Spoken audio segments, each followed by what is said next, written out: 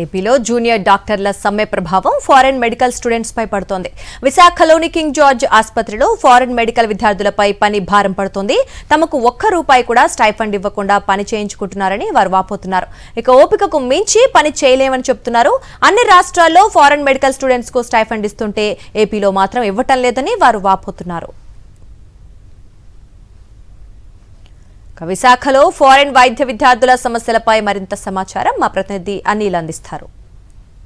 సమ్మె 7వ రోజుకు చేరుకుంది. దీంతో ప్రభుత్వ ఆసుపత్రులపై తీవ్రమైనటువంటి ఒత్తిడి పడుతుంది. ఈ దశలోనే ఫారెన్లో మెడిసిన్ చదివి ఎవరైతే ఇక్కడికి వచ్చినటువంటి విద్యార్థులు ఉంటారో వారు ఇంటెన్స్ చేస్తున్నటువంటి పరిస్థితి ఉంది. వారిపై అధిక ఒత్తిడి పడుతుందని తీవ్రమైనటువంటి ఆవేదన చెందుతున్నారు. ఫారెన్ మెడికల్ గ్రాడ్యుయేట్స్ ఎవరైతే ఉంటారో వారంతా కూడా తమపై పని ఒత్తిడిని తగ్గించాలని చెప్పి కోరుతా ఉన్నారు. ప్రస్తుతం మనతో పాటు ఉన్నారు, మాట్లాడదాం. ముఖ్యంగా మీకు ఆసుపత్రిలో ఎలాంటి పరిస్థితులు ఉన్నాయి? ఇప్పుడు జూనియర్ డాక్టర్లు సమ్మె చేస్తుండడంతో మీపై పని భారం ఎలా పెరుగుతుంది, ఎలాంటి ఇబ్బందులు పడుతున్నారు? స్ట్రైక్ మొదలయ్యి 7 డేస్ దగ్గర అవుతుంది. ఈ 7 డేస్ ఇండియన్ మెడికల్ గ్రాడ్యుయేట్స్ ఎవరు నాతో పాటు ఇంటర్న్షిప్ చేసిన వాళ్ళు ఎవరు డ్యూటీస్కి రావట్లేదు. సెకండ్, ఒక 4 డేస్ ఆర్ 5 డేస్ నుంచి పీజీ మ్యామ్స్ కానీ సార్స్ కానీ వీళ్ళు కూడా రావట్లేదు. ఎస్ఆర్స్ కానీ ఎవరు అక్కడ పనిచేయడానికి ఉండేది ఎవరు అంటే only foreign medical graduates, next HODs, assistant professors.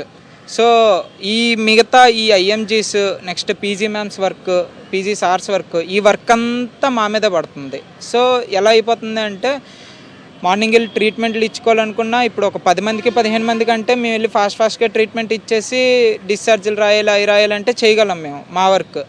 అలా కాకుండా ఒక 70 మెంబర్స్కి 80 మెంబర్స్కి ట్రీట్మెంట్లు ఇచ్చేసి నెక్స్ట్ ఓటీ మధ్యలోకి వెళ్ళి ఓటీలు చేసి మళ్ళీ ఇటు సైడ్ డిశ్చార్జీలు రాయడానికి వచ్చి ఇవన్నీ చేయాలంటే మాకు కూడా కొత్తే కదా. ఇక్కడికి వచ్చి మాకు కూడా ఇక్కడ ఏంటి ఎలా ఉంటుందో ఏంటి మాకు తెలియదు కదా. నెక్స్ట్ ఐఎంజీస్ లాగే మేము వర్క్ చేస్తున్నాం. ఐఎంజీస్ ఎంతసేపు చేస్తున్నారో వాళ్ళంతసేపే మేము చేస్తున్నాం. మాకు కూడా ఎఫ్ఆర్ఎస్ అని చెప్పి యాప్ ఇచ్చారు. మార్నింగ్ వెళ్ళేటప్పుడు ఎఫ్ఆర్ఎస్ వేయండి, వెళ్ళిపోయేటప్పుడు ఎఫ్ఆర్ఎస్ వేయండి అన్నీ చెప్పి.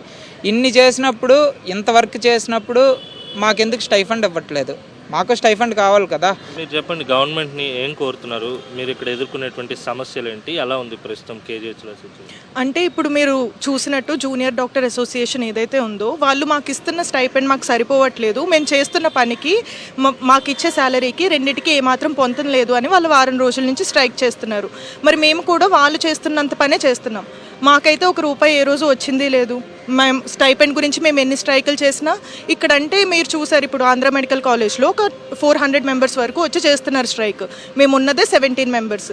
మాకున్న స్ట్రెంత్ తక్కువ. మేము ఏమైనా ప్రాబ్లం చెప్పినా సరే మమ్మల్ని ఎవరు పట్టించుకునే వాళ్ళు లేరు, ఏది చేసేదే లేదు. నేను కిర్గిస్తాన్లో చదివాను. ఇప్పటి వరకు అందరూ చెప్పింది ఇష్యూయే మెయిన్ ఇష్యూ. మాకు డ్యూటీ అవర్స్ చాలా ఎక్కువ ఉంటున్నాయి. ఈ స్ట్రైక్ వల్ల మేము ఎక్స్ట్రా ఇబ్బంది పడాల్సి వస్తుంది. ఇంత ఇబ్బంది పడాల్సిన అవసరం లేదు. మేము రిక్వెస్ట్ చేసుకున్నాం, సార్ పోనీ స్ట్రైక్ వరకైనా మాకు కొంచెం డ్యూటీ అవర్స్ తగ్గించండి, మేము చేసుకుంటాం అని అంటే లేదు. ఒక్కొక్క డిపార్ట్మెంట్కే ఒకరిని వేశారు, డ్యూటీ అవర్స్ తగ్గించట్లేదు. ఇది ఎలా, ఎంతవరకు సహజం చెప్పండి? ఎంతవరకు ఈ ప్రాబ్లం ఎంతవరకు అవుతుంది? ఇది మొత్తం మీద ఫారెన్ మెడికల్ గ్రాడ్యుయేట్స్ అంతా కూడా తమకు న్యాయం చేయాలి, స్టైఫండ్ ఇవ్వడంతో పాటు పని గంటలను తగ్గించాలి. ఎవరైతే ఏపీ జూడాలు ఆందోళన చేస్తున్నారో వారి ఆందోళన కారణంగా తమపై పని ఒత్తిడి పెరిగిపోతుంది, ₹1 కూడా లేకుండా పని చేస్తున్నామని ఆవేదన వ్యక్తం చేస్తున్నారు. ఇతర రాష్ట్రాల్లో ఫారెన్ మెడికల్ గ్రాడ్యుయేట్స్కి స్టైఫండ్ ఇస్తున్నప్పటికీ ఏపీలో మాత్రం ఇవ్వకపోవడం అత్యంత దారుణం. తమను ఆదుకోవాలని చెప్పి ప్రభుత్వాన్ని కోరుతా ఉన్నారు. వీడియో జర్నలిస్ట్ అప్పలరాజుతో కలిసి అనిల్, సాక్షి టీవీ, విశాఖ నుంచి.